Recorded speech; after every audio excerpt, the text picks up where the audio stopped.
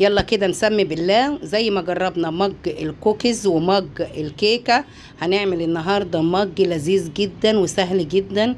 هتعمليه وانت قاعدة بتفطري. انت عايزة تفطري وزهقانة من الاكل مش عارفة تفطري ايه، هتروحي عاملاه في ثواني، مش هاخد منك دقيقتين في الميكرويف. مج البيتزا بأي مكونات عندك في التلاجة. بصوا مستوي معايا، هما دقيقتين في اتنين بس في الميكرويف. بصوا جميل ازاي، والموتزاريلا بتشد فيه خطير.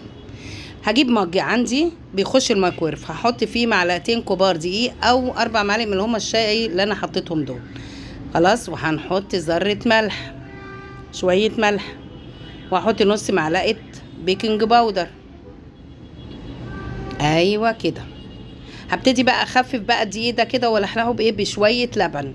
هعمله كده بشويه لبن لغايه ما يبقى العجينه في ايدي سلسه كده ولذيذه وسهله وخفيفه. ايوه زي ما انا، بصوا زي ما انا بعمل بالظبط، مش هاخد في ايدك بالظبط بدقيقتين، هما دقيقتين اللي بتعمليهم فيهم بتحطيهم في الميكرويف كمان على دقيقه ونص، دقيقتين عبال ما استوى وطلعته. طبعا يا دوبك العجينه من جوه بس تستوي. جبت مج تاني زيه قده بالظبط او مختلف، المهم ودهنته زيت ورحت حاطه فيه الخليط ده اللي انا عملته.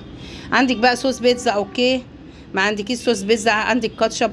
انا ما عنديش صوص بيتزا، رحت حاطه الكاتشب كده. واي مكونات عندك في التلاجة، اي بواقي في التلاجة، فطار، لانشون، بيف مدخن، رومي، فراخ.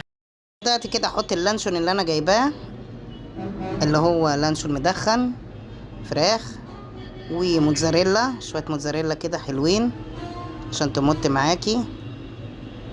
اي حاجة تانية بقى عايزة تحطيها حطيها، فلفل اخضر، زيتون اسمر، زيتون اخضر، حطي اي حاجة، حشوات البيتزا حطيها كلها. وشوية لانشون برضو مدخن، وعليهم شوية موتزاريلا، وعلى الميكروويف دقيقتين بالظبط. بصوا بقى طالعة بسم الله ما شاء الله تحفة ومستوية. يعني انا طلعتها حتى بالمعلقة مستوية، وفي بداية الفيديو مطلعها لكم خالص من المج وموريها لكم. بصوا العجينة من جوه مستوية كده في السريع كده. مج بيتزا تفطري بيه تتعشي بيه، حاجة كده في اللذيذ وفي السريع، ومش هتاخد منك وقت خالص. يلا بألف هنا. قولوا لنا بقى بتتابعونا منين، وهستناكم في التعليقات، وما تنسوناش في الاشتراك بتاعكم.